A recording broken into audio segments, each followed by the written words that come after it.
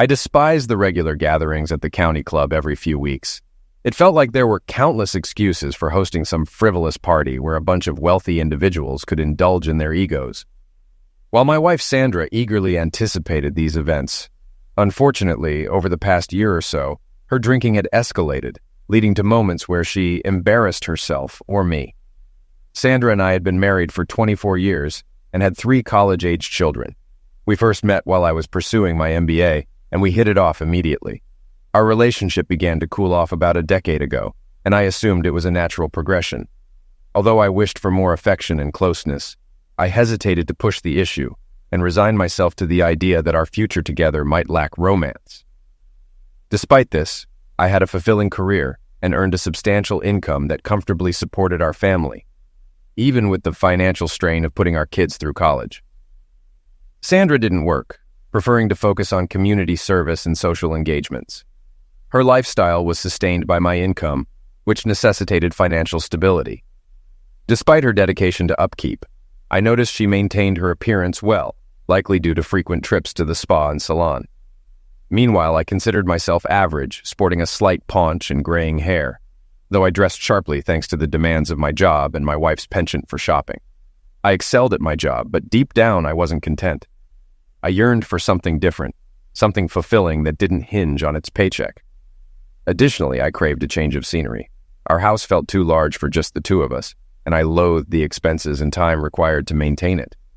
Yet my wife adamantly dismissed any discussion of such radical ideas. She was enamored with her grand residence, the country club scene, and her affluent circle of friends. During one such social gathering, I meandered through the club, engaging in trivial conversations, feeling detached. As the night wore on, I lingered over my final drink while Sandra seemed to be ramping up her drinking. Her excessive indulgence was evident, particularly as she conversed with a group of local ladies. Approaching the scene, I overheard their discussion veering toward lovemaking topics, prompting me to retreat discreetly. Just as I was about to leave, Sandra's voice rang out louder than usual. Hell, if it wasn't for Todd Mitchell, I would never have had any good lovemaking in my lifetime, she exclaimed, oblivious to my presence. The sudden hush that fell over the group indicated they had noticed me nearby. Caught off guard, Sandra turned to see me, her judgment clouded by the drinks. Robert, I didn't realize you were here. You weren't meant to hear that, darling. I apologize. My mistake. She followed with a few tipsy giggles reminiscent of a young girl. The nearby ladies seemed unsure how to respond. Some quietly departed, while the rest remained silent. Sandra shot me a playful smirk, suggesting mischief. Setting my glass down, I exited the room and the club at a leisurely pace. Instead of heading home, I made my way to the airport and within 30 minutes, boarded a commuter flight to Reno. I found Reno much more appealing than Las Vegas, shedding light on my relationship with Sandra. During my time in Reno, I gained insights that had previously eluded me. A weekend there promised further clarity. I switched off my cell phone and easily secured a room at one of the casinos, opening an account with $20,000 and swiftly earning a complimentary room. One interesting aspect of casino accounts is their exemption from federal regulations. No reports are mandated to the government for deposits. While substantial winnings must be reported, deposited funds remain untraceable. Though not particularly interested in gambling, I admired their banking system. When I woke up Saturday at noon, I pondered my circumstances over a burger and fries. Reno appealed to me, its comfortable climate due to high altitude, gaming scene, and proximity to various amenities. Taking a stroll by the Truckee River, I reflected on failed marriages. While not contemplating a Reno divorce, I entertained the idea of tossing my ring into the riverbed someday. As I made my way back to the hotel casino, I noticed a real estate office adorned with various pictures in the front display window. Suddenly, the idea of owning a condo in Reno seemed sensible. Spending an hour in the office and another 2 driving around, I stumbled upon a small furnished unit that appealed to me. However, purchasing it while married posed a challenge. Fortunately, I arranged a discreet lease-to-buy agreement with a substantial deposit, a concept I initiated and the seller embraced. Taking charge of the family finances early in my marriage proved to be one of my best decisions. Sandra lacked financial acumen, content to leave bill payments to me while enjoying spending. That evening, I treated myself to a delightful sushi dinner. Before retiring for the night, I deposited an additional $10,000 from my Visa card into the casino fund, despite the detested cash advance fee, a sacrifice I deemed worthwhile. The next morning, I rose early and savored breakfast at the casino restaurant, relishing eggs, bacon, hash browns, and toast. While leisurely sipping my second cup of coffee, I noticed my waitress sporting a noticeable black eye. Despite her attempt to conceal it, her efforts were futile. She appeared to be a pleasant woman in her mid-40s, but her eagerness seemed slightly forced, suggesting she was new to the job. Although lacking the finesse of a seasoned waitress, her determination to excel impressed me. "Your name tag says Donna. Is that your real name?" I inquired. "No, my name is Dora, but Donna was the closest tag they had," she replied. "Well, Dora, I'll take another cup of coffee, and I promise a generous tip if you share the story behind the black eye." "Why don't I pour you a refill, and you can leave a smaller tip while I overlook your question," she countered. "Fair enough. It was impolite of me to pry," I conceded. Since I already had the condo key, I decided to gather some essentials to start setting up home. My first stop was the Silver Spur used car lot down the street, where I snagged a well-worn Focus sedan. Although it had seen its fair share of miles, it would suffice for local errands, even though I wouldn't trust it for long trips. Renting was an option, but I anticipated frequent returns, so I opted to buy. With a couple $100, I managed to acquire everything I needed for comfortable living, including a few changes of clothes. The remainder of the day was spent opening accounts at multiple casinos. I wrote checks payable to the respective casinos, and the funds vanished into my account without leaving a trace. By day's end, I had deposited $60,000 across 4 different casinos. I kept track of these transactions in a small pocket-sized notebook, recording the amounts, dates, and casino names. This served as a chronological record of my gambling losses over the weekend despite not having wagered a cent. Given my reputation as a poor poker player, any losses in roulette, craps, or blackjack would be plausible. With 6 months to gather the down payment for the condo, I anticipated no issues. Hunger caught up with me as I realized I had forgotten about lunch.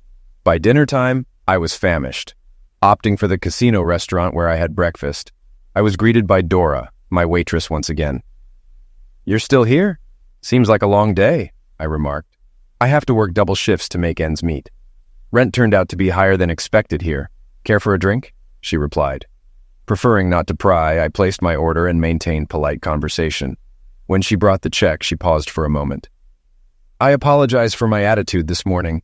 I'm struggling to adjust to this place, and I'm feeling self-conscious about my eye. It's a parting gift from my husband when I mentioned divorce. Hopefully, it's the last. Thank you for the generous tip at breakfast. It really helps," she explained, her smile tinged with sadness. Her words lingered in my mind throughout the night. That evening, I realized there wasn't much more I could do immediately. I needed to return home to attend to a few matters before proceeding further. Securing a flight back was no trouble, but I was uncertain about my plans upon arrival. The next morning, Dora was serving at the diner, and I managed to get one of her tables. When she brought the check after the meal, I approached her. "I have a small predicament, and I was wondering if you could assist me. I must leave today and won't be back for a week or so. I need someone to house sit for me. It's a 2-bedroom condo, so there won't be any living conflicts. Would you be able to help me out? It'll be for at least a couple of months." "Are you serious?" she asked. "No strings attached. I hate leaving the place unattended. Most of the time it'll be just you, and when I'm there, I'll stay out of your way. I promise," I reassured her, though in truth, I didn't mind if someone cleaned the place out. I couldn't let Dora know that. "Okay.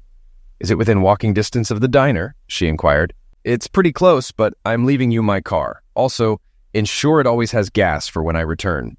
I'll call you in advance. There's a machine on the phone," I explained. Dora seemed hesitant, perhaps fearing it was a setup, but I didn't have time to convince her otherwise. "Here's the condo key and the car key. The car's parked there. It's a dark blue Ford Focus. Here's the condo address. If you're not comfortable with it, don't worry. I'll retrieve the keys when I return next Friday," I said, jotting down the address on a napkin and handing it to her. She accepted the napkin and keys, still uncertain. "Dora, don't stress about it. If you're not up for it, it's okay. If you decide against it, that's fine too," I reassured her. An hour later, I boarded my flight home. Although I would have preferred to stay in Reno, I drove by the house after retrieving my car from the long-term lot. Seeing Sandra's car gone, I quickly packed a few essentials for the week: underwear, clothes, shoes, and my laptop, which took less than 10 minutes. I also retrieved my passport and birth certificate. The company had a few kitchenette-style units available for use, and my position allowed me to utilize one as needed. I booked it for the next 2 weeks and began charging my laptop battery before calling my eldest son, Jason. I explained to him that his mother and I were experiencing some domestic issues and that I would be occupied for a while. I asked him to convey this to his sisters at Auburn University and reassure them not to worry. Despite all 3 of them being enrolled there, I still had to pay out-of-state tuition, though thankfully I could afford it. After hanging up, I plugged my cell phone into charge and took a shower. The only sustenance I had on the plane was a bag of peanuts, so I eagerly anticipated a satisfying dinner. Monday proved to be a hectic day. Prior to anything else, I visited the bank and secured a substantial second mortgage on the house, surpassing its current value. By the end of the month, this situation would change. Directly from the bank, I reached out to Auburn University and arranged prepaid tuition for my children, wiring $240,000 to the school. This left me with a cashier's check of just over $200,000 to take to Reno. I cashed in 2 CDs, paying the penalties, and closed out my money market account. I opted to leave the credit cards untouched until the month's end, realizing I was already running late for work. My loyal secretary greeted me with black coffee and a knowing smile. "Good morning, Mr. Terrell. Are you going to fill me in on what happened at the county club on Friday, or should I just believe the rumors?" she quipped. "Emily, the rumors are all accurate. Anything else you need to know?" I replied. Without hesitation, she responded, "What do you need me to do to assist?" "Get me all the information you can find on Todd Mitchell. I believe he used to work here, but I'm not certain. Arrange for my scheduled work to be handled by the staff and ensure any appointments or meetings I've set up remain unchanged. Any questions so far?" Emily left the office with a broad smile and a thumbs up, ready to tackle the tasks ahead. Initially, I had anticipated it would take several weeks to sort out my affairs, but now I realize it could all be wrapped up within a week. I promptly called my lawyer and scheduled an immediate appointment. Before leaving, I instructed Emily that I would neither be accepting nor returning any phone calls from my wife, and security was instructed not to permit her entry into the building. Jerry Proctor, a college friend of mine, was never fond of Sandra, making him the ideal candidate to handle my divorce. "I was at the country club on Friday, Robert, so I think I understand why you're here," Jerry remarked. "You're correct. I'm not trying to be sarcastic, Bob, but it's time you were right again. I thought I could endure it as long as I wasn't publicly embarrassed, but that changed on Friday. I need access to all your accounts and a couple of powers of attorney. I'll have my assistant prepare everything and give you a call." "Is there anything specific I should be aware of?" I responded. "Well, Jerry, unfortunately, the events of Friday triggered something in me. I've developed a gambling dependence. I spent the weekend in Reno and lost a significant amount of money. I'm going back next weekend, and I fear it will be even worse," I confessed. "Gee, that's terrible, buddy. I assume you're keeping records of all these losses," Jerry replied with a grin. "I have been, and I will continue to do so. It might be wise for me to send you copies of everything," I agreed. "Absolutely. You know, Bob, I don't think we should discuss this further. Agreed?" Jerry suggested. "You're right. Do you need anything else?" I inquired. "I'm good, Bob. Get out of here and handle your business," Jerry advised, handing me a financial worksheet to fill out before my next visit to sign the forms. It was then that I realized I had skipped lunch. Emily had a helpful sheet prepared for me, providing information about Todd Mitchell. She suggested I speak with Wilma Grimm in the personnel department before proceeding. Wilma, a longtime employee, always exuded confidence with her business suits and tightly pulled back bun, making her slightly intimidating to anyone who encountered her. If Emily thought it was necessary for me to meet with her, it must be important. "Good afternoon, Mr. Terrell. Please have a seat," she greeted me, attempting to put me at ease, though it wasn't quite successful. It felt akin to being in a room with a strict nun teacher. Despite my status as a grown man in a significant position, I couldn't help but feel overwhelmed by this woman. She closed her office door before speaking. Emily briefed me on the situation. "I don't indulge in office gossip, but I deal strictly in facts. 3 years ago, Todd Mitchell confided in me. I swore to keep his disclosures confidential. Unfortunately, it seems I can no longer honor that pledge. If anything I say offends you, feel free to leave, and our discussion will end. If you disagree with what you hear, direct your frustration elsewhere. I'm merely presenting the facts." "Do you comprehend, Mr. Terrell?" she stated firmly. "Yes, I understand. I believe I can handle whatever you disclose without resorting to a temper tantrum," I replied, attempting a light-hearted remark, though it was met with a slight frown from her. "Approximately 3.5 years ago, your wife, Sandra, approached Todd Mitchell at a company event. There was heavy drinking that night, and before it concluded, Todd and Sandra engaged in carnal activity in one of the private offices. Todd was set to marry the following month. Sandra threatened to reveal their affair to his fiancée unless he continued their liaisons. He hoped that once he married, she would cease her demands, but she persisted, coercing him into continued carnal encounters for several months under the threat of exposure. In a state of desperation, Todd sought my assistance. Naturally, he had to divulge the entire ordeal.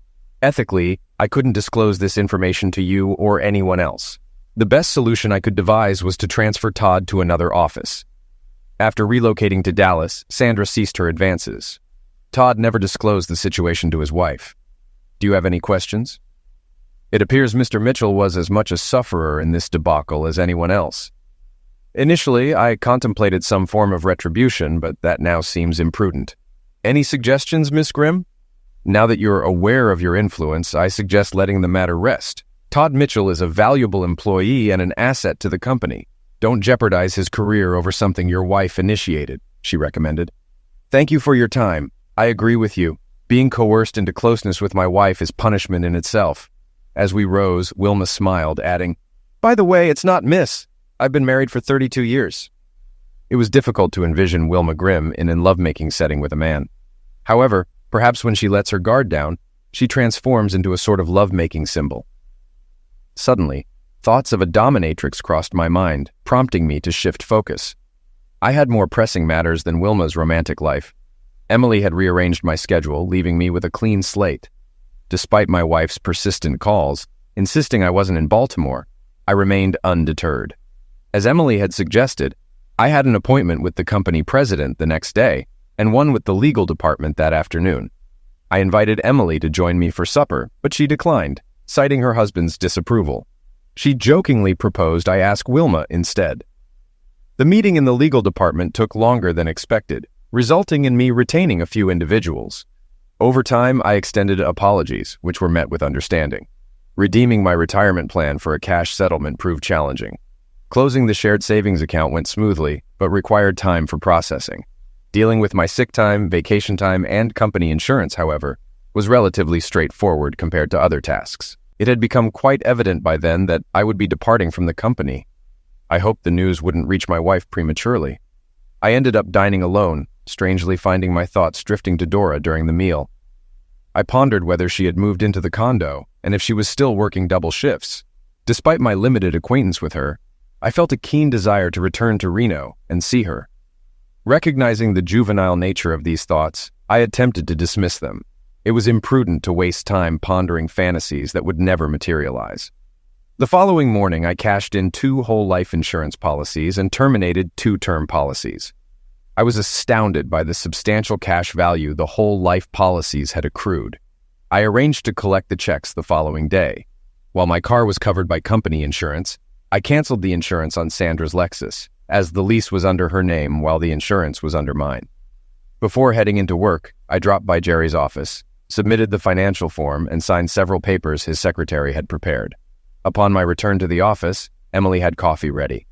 I don't mean to add insult to injury, boss, but you should speak with Calvin Bostic down in settlements before meeting with Richard, she advised.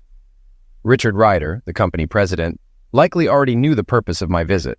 The settlements division was situated in the basement, an odd arrangement compared to the other department's locations, enjoying natural light and windows while they were relegated to what felt like a dungeon. Calvin?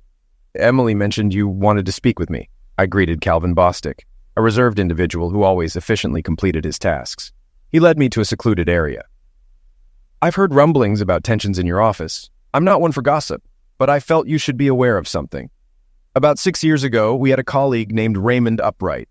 He was a decent guy, married with 2 children. He became entangled with your wife after an office event. She persistently contacted him at home and in the office.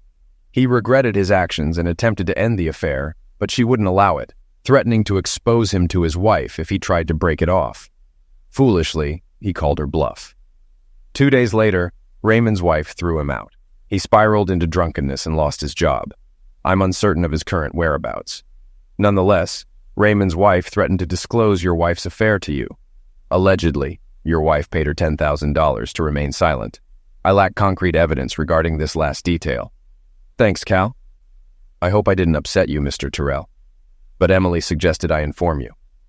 You made the right call. I appreciate it, I acknowledged.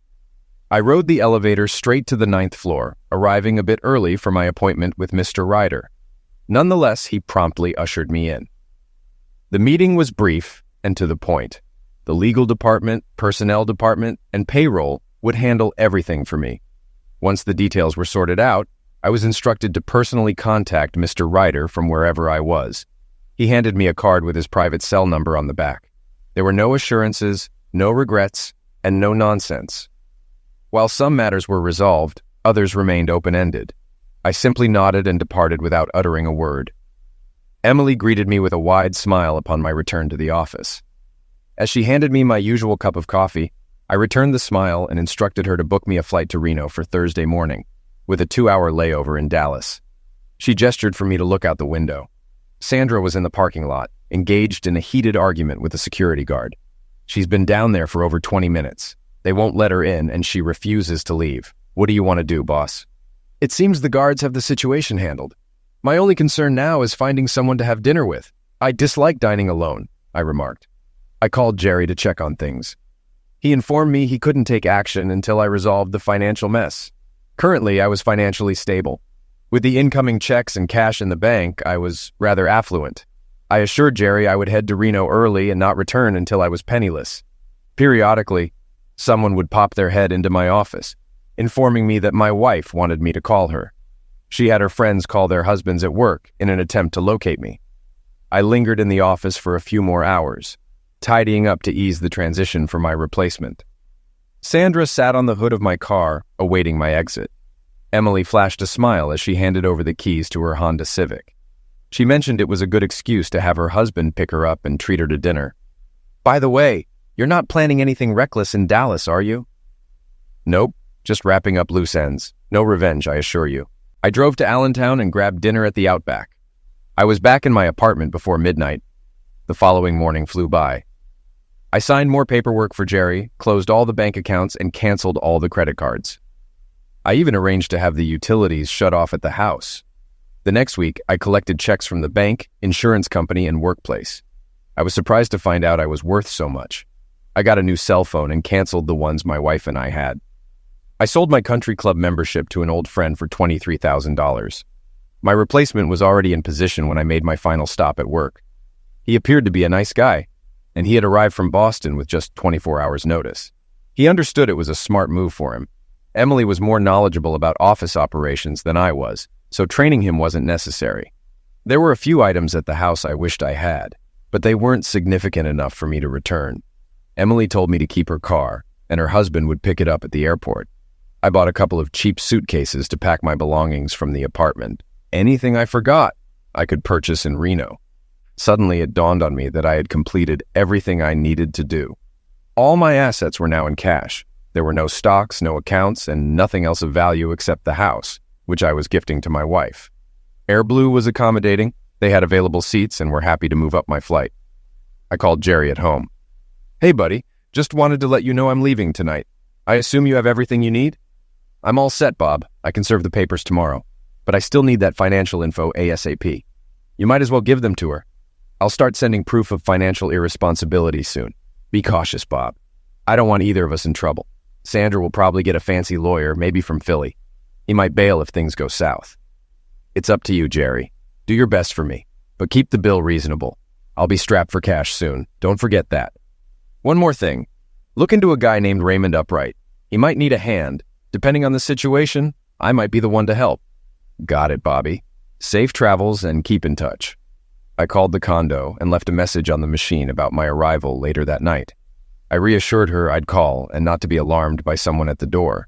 At this point, I didn't know if she'd be there. I hoped so. It was strange. I hardly knew her, yet I hoped for some kind of relationship. For now, friendship would suffice. Her vulnerability made me cautious not to exploit it. I reached Dallas early enough for a leisurely breakfast. I was waiting in Todd Mitchell's office when he arrived, visibly displeased. Mr. Terrell, I'd say it's nice to see you, but that'd be a lie. We both know it.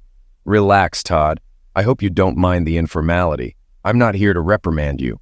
I wanted to let you know I understand your situation from before, and there are no hard feelings. You could have done that over the phone. I know, but I was passing through and felt it was worth my time to clear the air. I don't get it. Why bother? I messed up. I should be apologizing to you. You're not solely to blame. I was foolish too. I'm too ashamed to even tell my wife.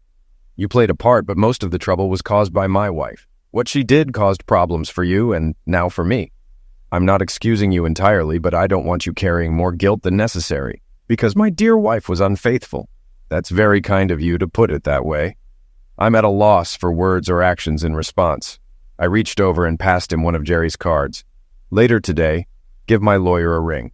There's a chance he might need your help. It'll be kept confidential. He might say he doesn't need anything. At most, he might ask for a notarized statement confirming the affair. I assure you, it won't reach your wife. We shook hands as I stood up. An odd gesture given his betrayal, but it felt appropriate. Todd Mitchell was a decent man who didn't deserve his life to be ruined over a mistake, even if it was repeated. An hour later, I was on my flight back to Reno, pondering where I went wrong. I had worked tirelessly to provide for my family. I thought I did a commendable job. Yet while I ensured everyone's well-being, I neglected my wife. In situations like this, we often search for our own faults. Usually, I find myself to blame, and I can accept that. But when it comes to Sandra's infidelity, it's a betrayal I cannot justify or excuse. Had she been discreet, perhaps I would have shouldered the blame and let it go. But her lack of discretion absolves me of guilt. The evening concluded on a positive note. Upon landing at Reno Tahoe International, I was pleasantly surprised to find Dora waiting at baggage claim. She wore jeans and a light blue Oxford shirt, a departure from her usual uniform. I hadn't intended for her to pick me up when I called. I simply wanted her to be aware of my arrival. Good evening, Dora. I didn't expect to see you. I thought since I had your car, it was the least I could do. Aren't you on duty? No, I managed to cut back thanks to your kind offer. Oh, I wasn't being kind. I was just trying to find a way for us to be alone. And what do you plan to do when you have me alone? I'm not sure yet. I haven't thought that far ahead. Any suggestions? As I retrieved my luggage from the carousel, I noticed Dora blush slightly. It seemed like a cue to dial back before I scared her off. Her teasing question indicated she was comfortable enough to joke, which was a positive sign. 30 minutes later, we returned to a freshly decorated apartment. It was adorned with small touches that didn't break the bank but significantly enhanced the overall ambiance. In gratitude for her efforts in sprucing up the apartment and picking me up at the airport, I treated us to 2 prime rib dinners. It seemed Dora enjoyed the wine more than the beef. How's the divorce proceeding? Pretty poorly. I still have 3 weeks left before I can even file. You need 6 weeks to establish residency. Despite what everyone said, I thought this would be straightforward. I probably would have been better off handling it from home. Why didn't you? Dora paused, fiddling with her food before looking up. Getting away from Tony was more crucial than getting the divorce. The divorce is just a piece of paper that won't shield me from further misuse. I think I used the divorce as an excuse to justify coming out here. The location wasn't important. What mattered was that I left. Dora's explanation resonated with me. Initially, divorcing Sandra seemed significant, but now I wasn't so sure. All I truly wanted was to prevent her from benefiting from the marriage, unless I had intentions of remarriage, which I didn't. It didn't matter. The remainder of the evening was spent discussing more mundane topics like hobbies, movies, and books. Dora didn't have children, and I didn't inquire further. We slept in separate bedrooms that night. Dora had already left for work by the time I woke up. Fresh coffee awaited me, and that was all I needed. I still felt full from last night's indulgence. After a quick shower, I got down to business. Jerry, how's my favorite attorney holding up? There was a sigh from the other end of the line. Not worth a dime. Robert, I've got some bad news for you. Can you promise not to shoot the messenger? Oh, geez. I've only been away for 1 day. What happened? Sandra's caused quite a stir. She found out about the bank accounts and other things. After contacting the police, she managed to secure a restraining order against just about everything. All your accounts are frozen, even though they're empty. You're forbidden from coming near her or the house, taking anything from the house, or contacting your children, even though they're legally adults. Most of it seems like nonsense, but sorting it all out will take a lot of time and money if you want to fix it. She even contacted the Securities and Exchange Commission about your 401k and retirement accounts. Somehow she's got the IRS looking into things too. Jerry, I don't know how to say this, but I want no part of any of it. I'm done. Do you understand? I hear you loud and clear, buddy. Just so you know, she's also hired a private investigator to track you down. I wonder how she plans to pay for all this. Don't know, and I don't care. Remember, if the cops or feds ask me where you are, I'll have to tell them. I won't risk my career for you, even though we're friends. I get it, Jerry. Protect yourself. I'll make some adjustments on my end. I won't be calling you again for a while. Thanks for your understanding, buddy. Well, that throws a wrench in the works. Even the best-laid plans can go awry in a flash. I had to switch to plan B, and I didn't even have one. My brilliant idea to pretend to lose all my money in the casinos was shot down. I decided not to reach out to anyone else. Fortunately, Dora left me the car, which was a relief. I don't know how she got to work. I was left with a small duffel bag full of money and checks. I had to visit 6 different casinos to cash all my checks and exchange them for chips or credit. I was hesitant to go to the banks in case there was a hold or trace on anything. The casinos were more than willing to assist. By the end of the morning, I had everything deposited at several places and a bag filled with cash and chips. After a quick lunch, I initiated the withdrawals. Within 2 hours, all the chips had been exchanged for cash, and all the cash had been withdrawn from the casino accounts. I now possessed a substantial amount of money, and there were no problems or suspicious occurrences thus far. It took me under an hour to drive to Carson City. There, I rented a large safety deposit box at a small, inconspicuous bank and stored everything except $5,000, which I kept for incidental expenses. With everything now secure, I looked forward to another leisurely dinner with Dora to celebrate. I had a hunch something was amiss. Upon entering the condo, Dora was scrambling to rectify things that shouldn't have been disturbed in the first place. She immediately looked up at me, partly covering her face. "I'm sorry, Robert. It's my fault. I don't know how he found me, and I didn't realize he was following me until I arrived at the apartment. I should have been more cautious. I'm truly sorry." Gently, I lowered her hand from her face. Dora sported a new black eye and a swollen lip, along with a large bluish bruise on her right cheek. "Was it Tony?" She nodded, confirming. "He had his 2 brothers with him. They're out searching for you now. Tony instructed me not to leave the condo." "Where are they searching?" "I gave them the names of 3 casinos. They're clueless about your appearance. They're not thinking clearly." It was obvious.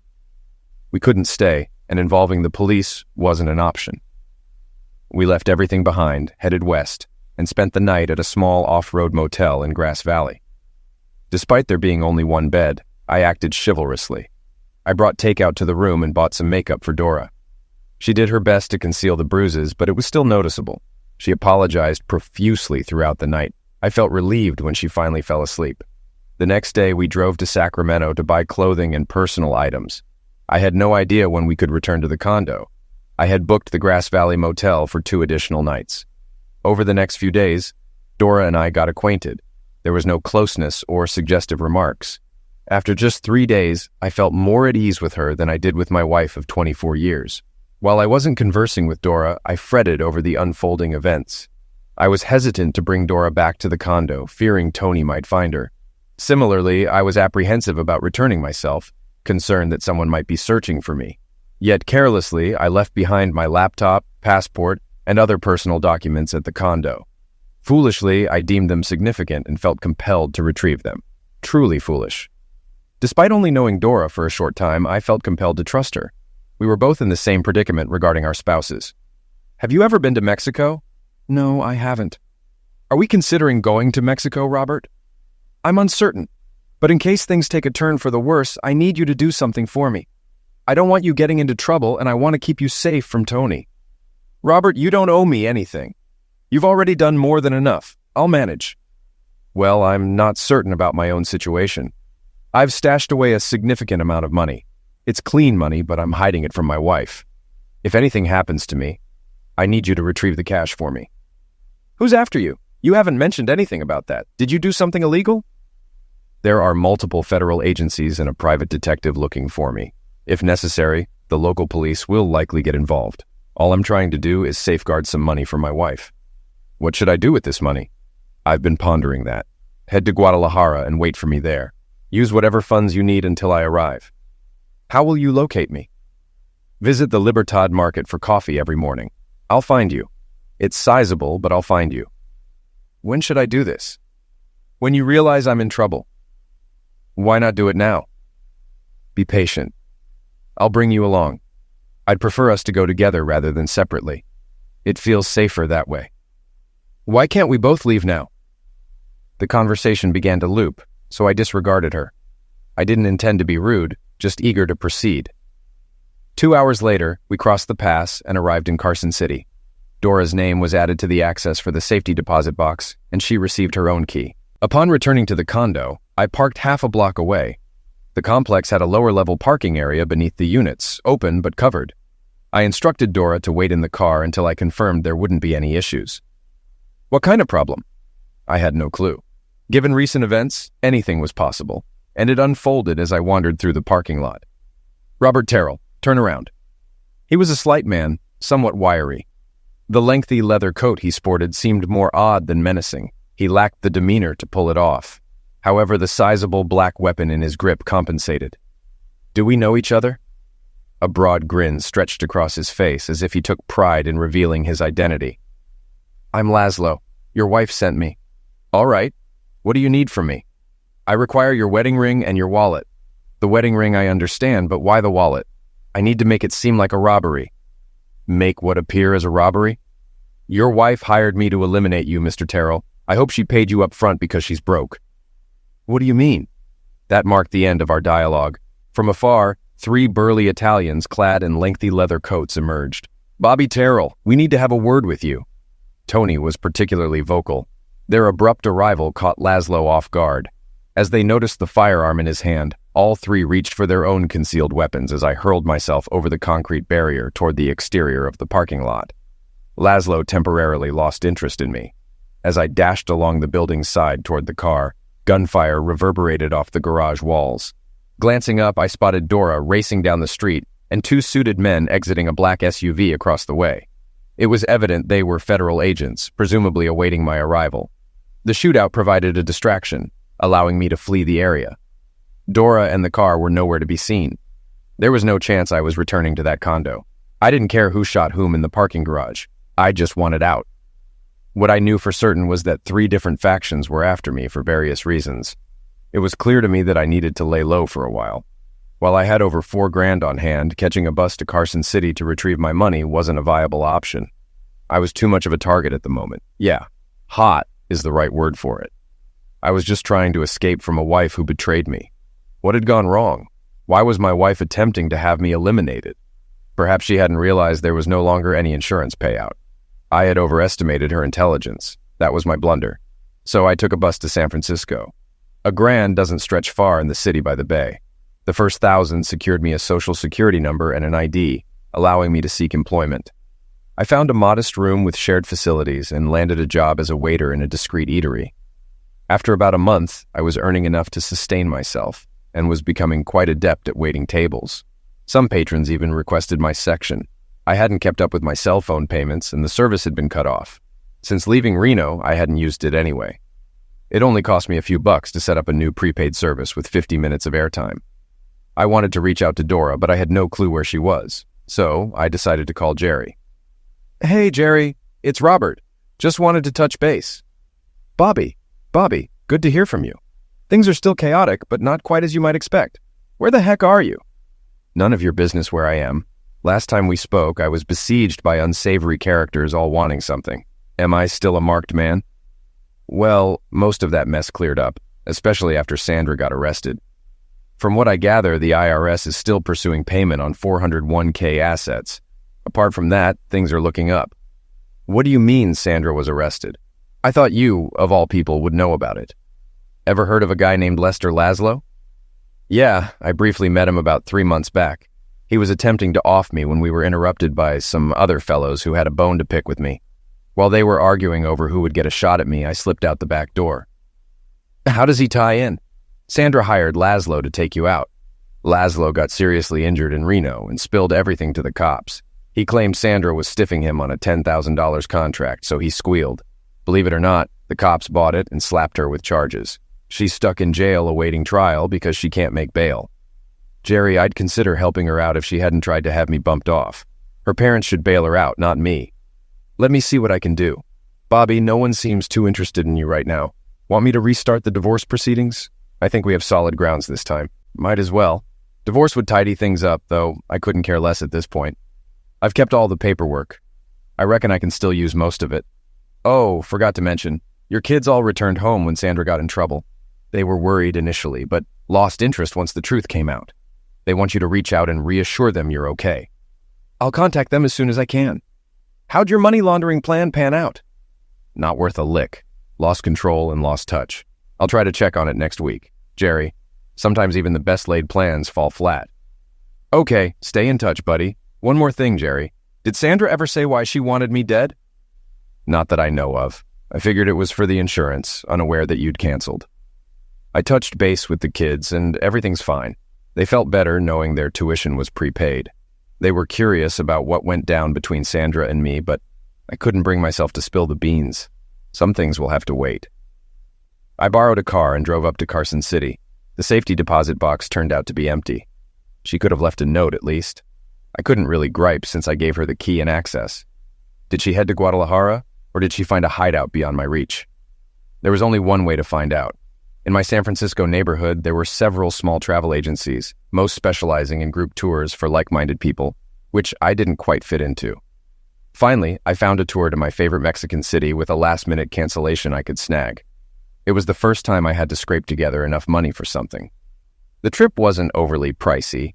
I just didn't have much cash. I felt at ease since a few guys from the restaurant were on the trip. Most signed up for side trips, but I had other plans. The first 2 days were a letdown. The Libertad market was larger than I anticipated. In hindsight, it wasn't the best choice. I hated to entertain the idea that maybe Dora had taken my money and jetted off somewhere more exotic. Perhaps Bangkok or Tahiti. There was enough money in that safety deposit box to live almost anywhere. I was torn between waiting for her to pass by or searching for her. Ended up doing both. By the third day, it was getting dull. About time, Robert. Where have you been? I turned and saw Dora, hands on hips, wearing a wide-brimmed straw hat with a red band. I didn't say anything. I walked over and kissed her for the first time. Don't know why I hadn't done it earlier. Glad I did now. That's a pretty lame excuse. Try it again. The second kiss came with a big hug as I lifted her off the ground. Dora, I missed you so much. You'll have to tell me where you've been for the last month later. Let's go home and have some lunch. We strolled through the market hand in hand. Felt happy and content for the first time in a while. Robert, don't be mad, but I used some of your money. Most of it's in the bank. But I needed a place to live. So I bought us a house. I hoped you wouldn't mind with all that money in the bank. It's a beautiful hacienda in a beautiful city, and I'm with a wonderful woman. Love it when a plan comes together. Sandra's parents managed to gather her bail money and cover her legal fees. Jerry easily obtained her signature on the divorce documents. She received a 5 to 8 year sentence for attempting to have me eliminated. The reason behind Todd Mitchell providing a deposition to Jerry remained a mystery, but Jerry never needed to use it. Jerry successfully located Ray Upright, who was sober but struggling. When asked how he could assist, Ray expressed a desire for a hot dog pushcart, which I was able to provide for $2,400. I resolved my issues with the IRs for $4,000. Laszlo is currently incarcerated in Nevada, along with Dora's husband and brothers. The duration of their stay is uncertain. With no legal troubles looming over me, I was free to return home to my old job, now with a promotion awaiting me. Once Dora's Mexican divorce is finalized, we intend to marry. The kids are scheduled to attend the wedding during spring break. While the house in Guadalajara is stunning, we're inclined not to make it our permanent residence. Dora prefers to keep it as a vacation home. Emily eagerly anticipates my return to work, particularly in the new role, which signifies a promotion for both of us. Dora is flexible about our future location as long as we're together. She's keen for me to introduce her to Sandra, which promises to be an interesting encounter. Though my plans didn't unfold as expected, I have no grounds to complain.